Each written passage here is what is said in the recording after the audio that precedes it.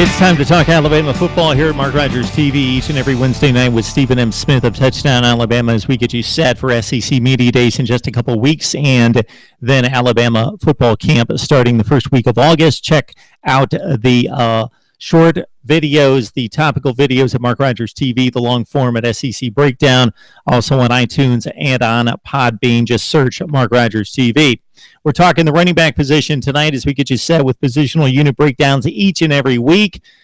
It is loaded. Stephen M., sort this thing out for us. Damien Harris runs for the most yards, but it's pretty clear to me and most people watching the games that Bo Scarbrough took over in the college football playoff game and then in the national championship game before he had to leave the game in the third quarter.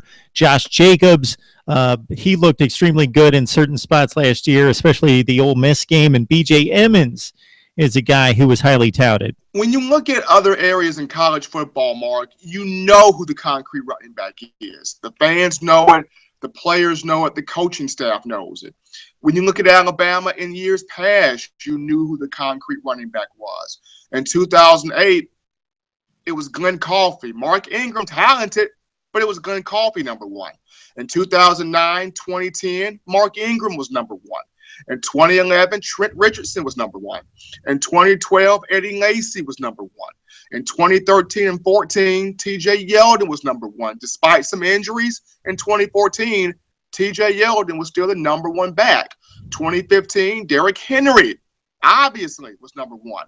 This past year, the roles went back and forth. It started off Damien Harris, and then Josh Jacobs said, I'll have some chicken, and Josh Jacobs got in there, and then both of those guys got banged up, and Bo Scarbrough said, hey, let me make my surge. And Bo Scarbrough from the Tennessee LSU game on out made his surge and made a surge into the college football playoff. And now you come back with not just Damien Harris, Josh Jacobs, and Bo Scarbrough.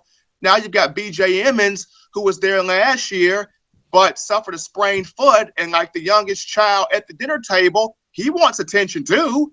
I mean, not just B.J. Emmons, here comes two freshmen and Najee Harris and Brian Robinson that have that type of dog mentality in them. So it's not – Bama does not really have a concrete number one guy, and it's basically going to come down to either running back by committee or who's got the hot hand. I think that's how Saban's going to run it.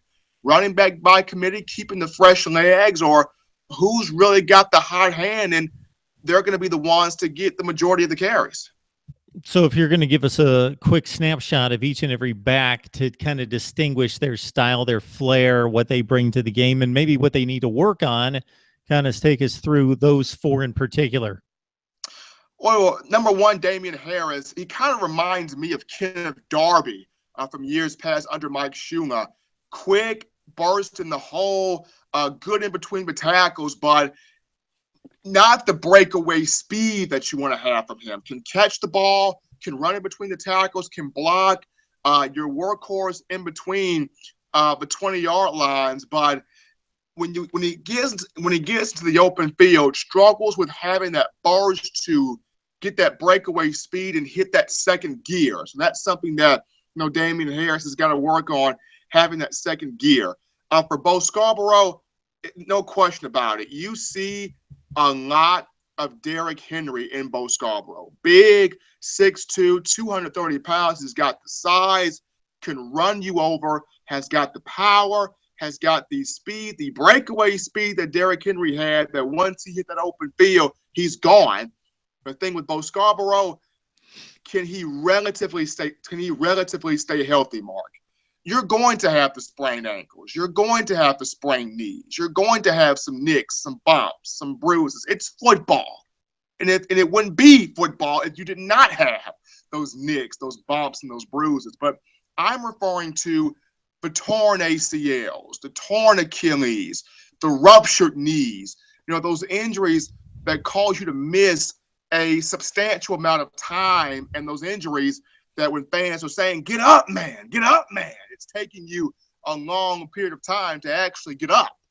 Those are the injuries that Tide fans do not want to see from Bo Scarbrough. And to their chagrin, it's been those injuries that have hurt Bo Scarbrough have helped hurt Scarbrough throughout his high school career. And, of course, last year on the biggest stage in college football against Clemson, going down with that broken leg in the third quarter. So health, being able to relatively stay healthy is the key for Scarbrough. Josh Jacobs, a lot of Mark Ingram and Kenyon Drake I see in him. Very shifty, very quick, highly elusive, can catch the ball at the backfield, good hands, somebody that can pass block well. What I want to see more from him is being able to run more in between the tackles. A lot of times he tends to quickly bounce to the outside, and that's normal for a freshman back when you see that outside open up quicker than the inside, and especially when you have a big offensive lineman like a Jonah Williams blocking for you at offensive tackle, he's able to open up that outside quicker. But I want to see more patience from Josh Jacobs to hit that inside hole when it's quickly made available to him. But reminds me a lot of that Mark Ingram, Kenyon Drake type with that ability. B.J. Emmons, kind of the same as Bo Scarbrough, being able to stay healthy. Last year, we didn't really see a fullness of B.J. Emmons because it was robbed from him, because he had the sprained foot. So being healthy for B.J. Emmons, being relatively healthy for Bo Scarbrough, keys. But all four guys bring something unique. They bring something different to the table.